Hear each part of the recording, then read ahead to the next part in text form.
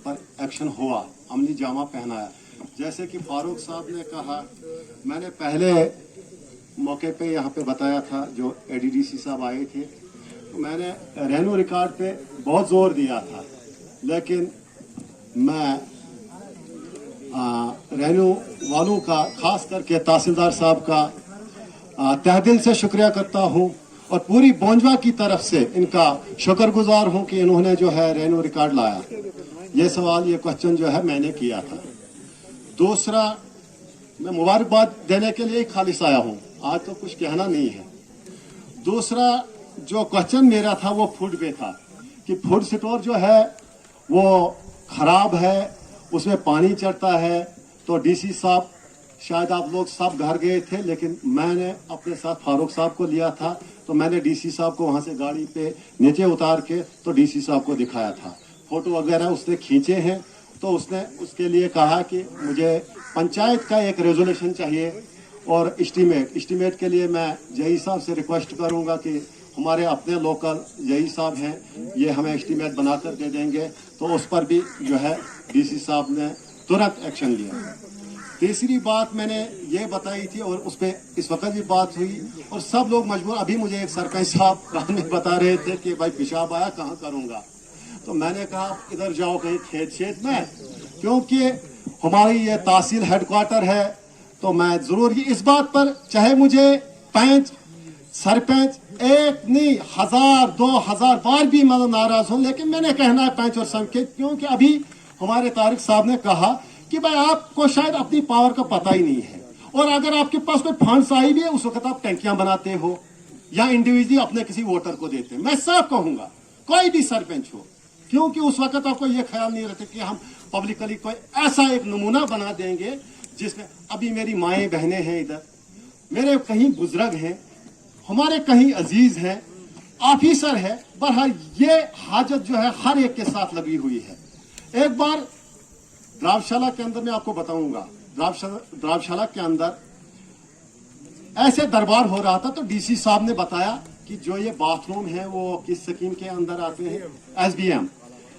कहा कि इसको प्याटी जो है वो इनको दे दो जी, बीपीएल वालों को। तब तक एक फौजी रिटायर उठता है, वो कहता है जनाब वो ईपीएल वालों को भी टट्टी पेशाब आती है। क्या बोलता है? डीसी साहब को बोलता है कि बीपीएल वालों को आप दे देंगे, लेकिन ईपीएल वालों को भी टट्टी पेशाब आती है। तो यहाँ पर एक ऑफिसर को भी, मेरी माँ बहन है, तो खुदारा इसके लिए मैं पिछली बार भी दरबार के अंदर तो सरपंच साहिबान से, बिलखुसूस अपने एसोसिएशन के प्रेसिडेंट जो हमारे खालिद साहब हैं, इनसे रिक्वेस्ट करता हूँ और फारूक साहब से कि आपको जो पिछली बार जो आपने ये दरबार किया, उसमें हर एक सरपंच 20-20 हजार देकर फिलहाल इसकी जो है वो तामीर कराएं। और अभी जो है हमारे तहसीलदार साहब ने ये बताया, तहसीलदार साहब अभी आपने बताया कि मेरे पास सारा रिकॉर्ड है, यहाँ पर जितनी भी जमीन है ये पब्लिक की है, लोगों के कब्जे के अंदर है। तो चौथी बात मैंने ये बताई थी डीसी साहब को कि जो हमारी इस रोड पे शिंगोहड़न से इधर तक, इस पे मुझे घर में आकर एक आदमी ने गिला किया, लेकिन मैं सियासी पार्टियों के लोगों से भी ये कहूंगा, खुदारा उसको कोई भी मतलब सपोर्ट न करे, किसी भी, चाहे वो मैं ही क्यों ना हो। इसमें एक्रोचमेंट हो रही है। इस वक्त गाड़ियां देखो आप लोगों की गाड़ियां हैं, हमारी तो कोई गाड़ी नहीं है, आप लोगों की गाड़ियां हैं, ऑफिसर लोगों की गाड़ियां हैं, हमारे बड़े भाइयों की गाड़ियां हैं।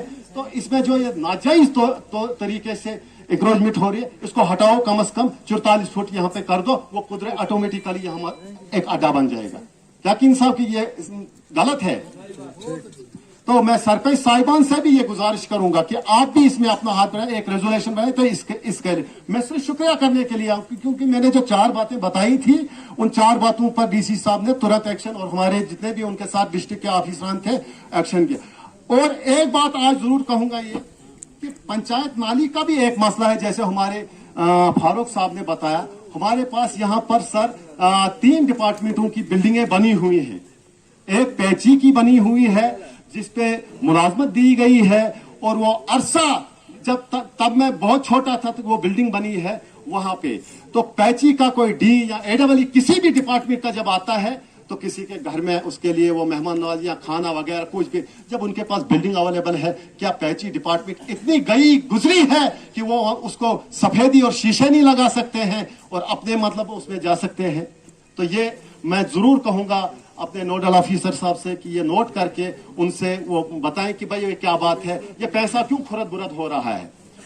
तो एक मसला और है कि हमारे पंचायत नाली में मैं ये कहूंगा कि हमारे होनहार सरपंच साहब जिन्होंने दौड़ धूप करने के बावजूद वो जो है बिल्डिंग बनाई है, वो पंचायत घर, उसमें दिल्ली का नक्शा है, उसमें बाज़ाब्ता तौर पर मतलब वो ड्राइंग रूम वगैरह जितने भी मतलब वो होते हैं, और उसमें हाल ही में बाथरूम भी 1,80,000 का बना हुआ है, अंदर भी बना हुआ है, उसमें सफेदी की जरूरत है, और वहां पर भी जो है वो रास्ते की जो है वो, तो मैंने सरपंच साहब को पिछले इसमें बताया था, जो हमारा वहां पे वो इजलास हुआ था, तो सरपंच साहब ने उसमें 2-4 बंदों को पकड़ा था कि मैं इसमें कुछ ना कुछ करूंगा अपने तौर तरीके से, आप चुप बैठिए। तो हम चुप बैठे, लेकिन हम इंतजार में हैं कि उसके लिए वो रास्ता जो है कम से कम सिर्फ 50 फुट रास्ता, 50 फुट से भी कम ही होगा शायद, तो वो उसके लिए करें। और हम जो है वो खुले आसमान के नीचे कभी इजलास,